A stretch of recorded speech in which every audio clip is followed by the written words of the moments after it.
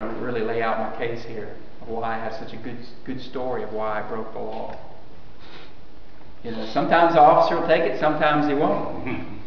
But when mercy and justice come together, you know, when people in our lives have wounded us and hurt us, and we just want to lay the justice on them, right? That's the natural thing. You know, we have to remember to love mercy. You know, Jesus showed that many times. He showed, and you know, oftentimes we'll say, well, I will do this if that person will do that. Right? If they'll act the way that they should act, then I will do what I should do.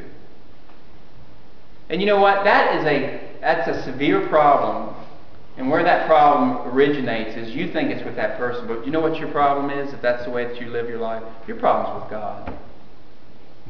That's really who it is with. Because God says, obey me. You know, God has always looked for a people that would just just be obedient. Just do what He said to do. And when He came, He says, when I led you out of Egypt with my strong hand, all I wanted you to do was obey my voice. Because I want to be your God, and I want you to be my people. Well, you know, when relationships come together, there's submission there, isn't there? When we come together, we submit to one another. When marriages come together, He says, wives, submit yourself to your husbands. Right? And that's a beautiful thing. That's not a bad thing. Some churches never preach about that because they don't want to upset the ladies. I don't mind. Another place it says that the head of the man is Christ. At the head of the woman is the man. At the head of the man is Christ. At the head of Christ is God. I don't have a problem with Christ being my head. I don't have a problem with that submission to authority. We can submit one to another. And so, but this idea of showing mercy, Jesus, one time I was making the point that we will say, I'll do it when they do it back to me. You know, God's requiring the obedience part, and then He'll pour out the grace on you to do it. And one time Jesus was, here's the man coming down through the roof, right?